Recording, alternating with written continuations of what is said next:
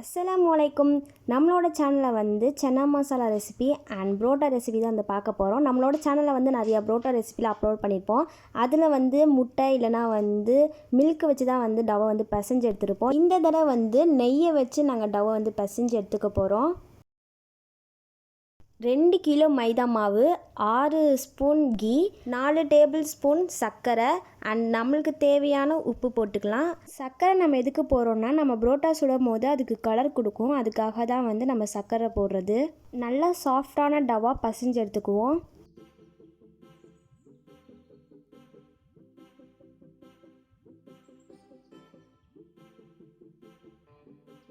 2 மணி நேரம் கிட்ட நாங்கள் வந்து ஊற வச்சுட்டோம். அந்த மாவை கொஞ்சம் ரிலாக்ஸ் பண்ணி விட்டோம். நெக்ஸ்ட்டு அதை வந்து பார்க்கும்போது நல்லா சாஃப்டாக இருந்துச்சு. தொட்டு பார்க்கும்போது நல்லா புசு புசுன்னு உள்ளே அமுங்குச்சு. இந்த டைமில் வந்து நல்லா இன்னொரு வாட்டி வந்து நல்லா மாவை வந்து பசைஞ்சிட்டதுக்கப்புறம் நம்ம புரோட்டாக்கு வந்து அச்சு வைக்க ஸ்டார்ட் பண்ணலாம்.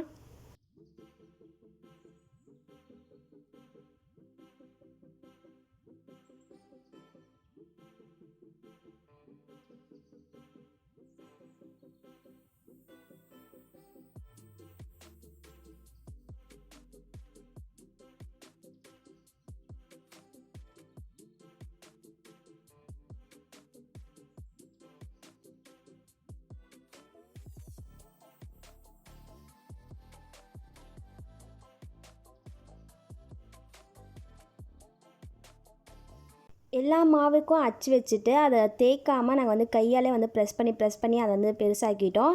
இதே மாதிரி எல்லா மாவுக்கும் வந்து பண்ணிவிட்டு பேட்சாக வந்து சுடவும் ஸ்டார்ட் பண்ணியாச்சு. சுட்டு முடித்ததுக்கப்புறமா வந்து அந்த சூடோடையே வந்து தட்டி சாப்பிடும் போது அவ்வளோ அவ்வளோ சூப்பராக இருந்துச்சு.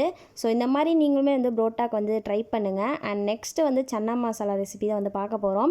நாங்கள் நைட்டே வந்து இந்த சன்னா மசாலா அந்த கொண்டக்கடலை வந்து நைட்டே வந்து ஊற வச்சாச்சு. மார்னிங் வந்து செய்கிறதுக்கு கரெக்டாக இருக்கும் அப்படின்னு சொல்லிட்டு. இப்போ ஸ்டவ் ஆன் பண்ணி மேலே ஒரு குக்கர் வச்சுட்டு அந்த குக்கர் ஹீட் ஆகிற செகண்டில் வந்து நம்ம அந்த கொண்டக்கடலை வந்து கொஞ்சம் லைட்டாக வந்து வாஷ் பண்ணிவிட்டு அப்புறம் அந்த குக்கர் வந்து ஹீட் ஆனதுக்கப்புறம் 2 டேபிள் ஸ்பூன் அளவுக்கு எண்ணெய் ஊற்றிட்டு எண்ணெய் நல்லா ஹீட் ஆனதுக்கப்புறம் நம்ம கட் பண்ணி வச்சுருந்த 2 வெங்காயத்தை வந்து அதில் போட்டு நல்லா வதக்கி விடணும். அந்த கோல்டன் ப்ரௌன் கலர் வந்ததுக்கப்புறமா வந்து நம்ம இஞ்சி பூண்டு பேஸ்ட்டையும் போட்டு நல்லா வதக்கி விட்டுக்கலாம். அந்த பச்சை வாசனம் போடுற அளவுக்கு. இஞ்சி பூண்டோட பச்சை வாசனம் போனதுக்கப்புறமா நம்ம கட் பண்ணி வச்சுருந்த 4 தக்காளியும் அதில் ஆட் பண்ணிவிட்டு 2 பச்சை மிளகா, அப்புறம் 1 டேபிள் ஸ்பூன் அளவுக்கு turmeric powder, chilli powder 2 table spoon, மல்லித்தூள் 2 டேபிள் ஸ்பூன், சன்னா மசாலாக்குன்னு ஒரு மசாலா இருக்குது. ஸோ அது வந்து 4 டேபிள் ஸ்பூன் போட்டு நல்லா மிக்ஸ் பண்ணிக்கணும். அண்ட் தயிர் வந்து 1 பேக்கெட் ஃபுல்லாக போட்டுட்டு அதையுமே நல்லா வதக்கி விட்டுக்கணும். அண்ட் ஃபைனலாக வந்து 1 கைப்பிடி அளவுக்கு கொத்தமல்லியும் போட்டுட்டு நல்லா மிக்ஸ் பண்ணிக்கணும்.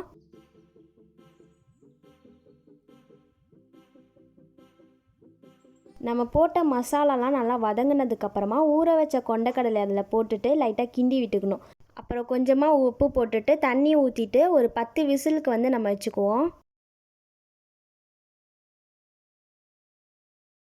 10 விசில் வந்துட்டு நாங்கள் ஓப்பன் பண்ணி பார்க்கும்போது தண்ணி கம்மியாக இருந்ததுனால எங்களுக்கு கொஞ்சம் திக்காக வந்துடுச்சு. ஸோ நீங்கள் வந்து தண்ணியை வந்து கொஞ்சம் நிறையாவே ஊற்றிக்கோங்க. திக்காக இருந்ததுனால லைட்டாக கிண்டி விட்டுட்டு கருவேப்பிலை கொத்தமல்லி போட்டுட்டு 1 டேபிள் ஸ்பூன் அளவுக்கு சோம்புத்தூளையும் போட்டுட்டு கொஞ்சம் தண்ணி ஊற்றிட்டு 2 கொதி அளவுக்கு நாங்கள் வச்சுக்கிட்டோம். அப்புறமா எங்களுக்கு வந்து பர்ஃபெக்டாக வந்து சன்னா மசாலா வந்துருச்சு.